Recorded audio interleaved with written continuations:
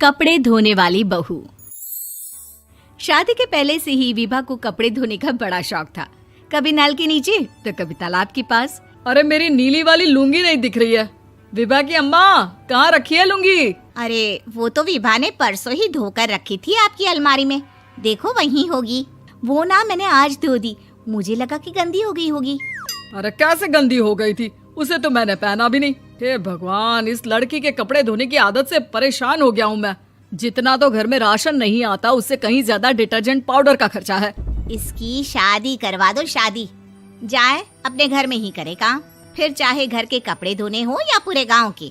हाँ ठीक बोल रही हो, देखता हूँ मैं कोई लड़का। वो दिन भी आ जाता है जब विभा को देखने लड़के वाले आ जाते हैं। लड़की मुझे अच्छी लगी।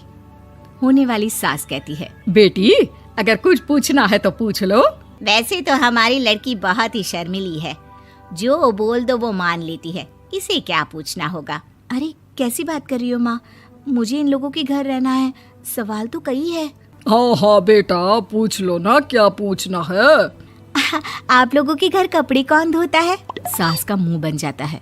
देखो, अगर तुम ये कहना चाहती हो कि तुम्हें कपड़े धोने नहीं आते तो सुन लो, कपड़े मैं ही धोती हूँ, लेकिन तुम्हारे आ जाने के बाद मैं रुमाल तक नहीं धोऊंगी। अरे चुप रहना भाग्यवान, बहू बेचारी घर आई नहीं, उसे डराना शुरू कर दिया।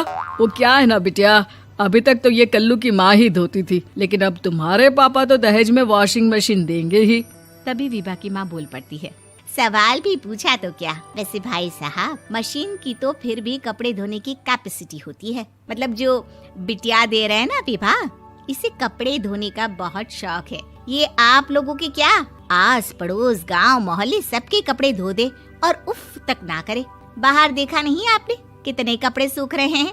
सब हमारी बिटिया ने ही तो धोए हैं। बस भी करो ना माँ, शर्म आ रही इतनी तारीफ सुनकर।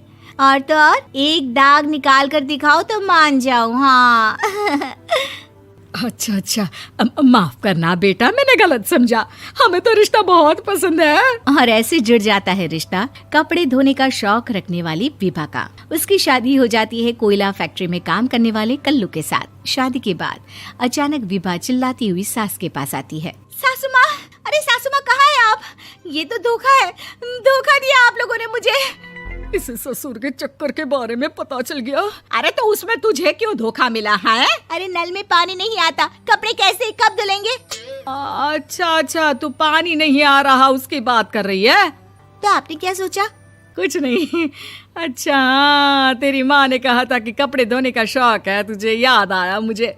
शौक बोलकर कपड़े धोने वाले मेरे जुनून को कम ना आके सासू माँ, कपड़ा धोना मेरा गुरूर है। तभी पति भी वहाँ आ जाता है। अभी मैंने इसे सनी देओल की फिल्म दिखाई है, उसी के डायलॉग मार रही है माँ। अच्छा सुन, साफ बता रही हूँ, पानी सुबह 4 से 6 और शाम को 10 से 12 आता है, समझी? विभा टाइमिंग सुनकर हैरान हो जाती है।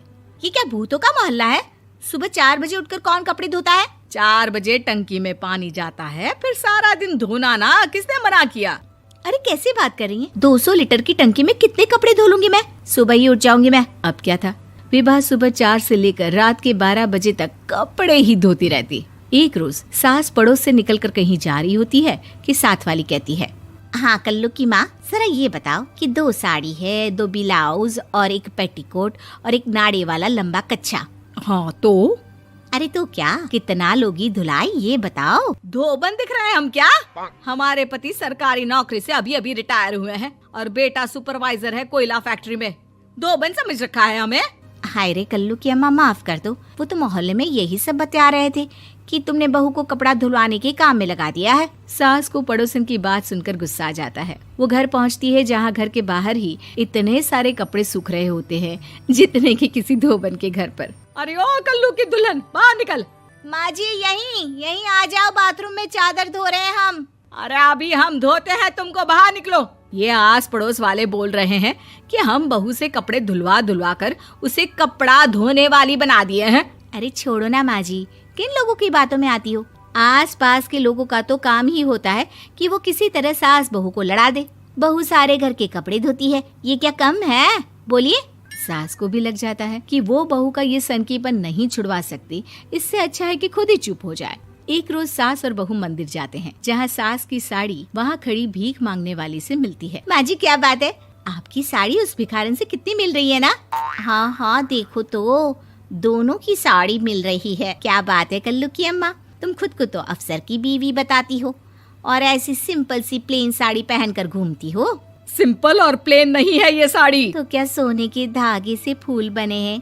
कुछ भी सासू माँ, कुछ भी। हाँ बने थे इस साड़ी में सोने के धागे से फूल। मेरे पति लेकर आए थे मद्रास से स्पेशली मेरे लिए 10,000 की। ताहे भाई साहब इस भिखारन के लिए भी सेम टू सेम साड़ी लेकर आए होंगे 10,000 की। सास उस वक्त तो कुछ नहीं कहती, लेकिन बहू के साथ घर आती है और अलमारी से एल्बम निकाल कर लाती है। ये साड़ी देख रही है, ये वही साड़ी है जिसे मैंने अभी पहना था। इस साड़ी में ये जो चमकदार फूल दिख रहे हैं ना, ये सोने के धागों से काढ़े गए हैं। लेकिन तू लोकल वॉशिंग मशीन ब्रश से घिस घिस कर सारे फूलों को निकाल कर साड़ी प्लेन कर दी। मुझे माफ कर दीजिए सासू माँ। और तो और, जब मैंने तुझे तेरी गलती के लिए कुछ नहीं कहा, लेकिन तूने तो सबके सामने मेरा मजाक ही बना दिया। क्यों? बहू को समझ में आ जाता है कि अब से उसका कपड़े धोना बंद।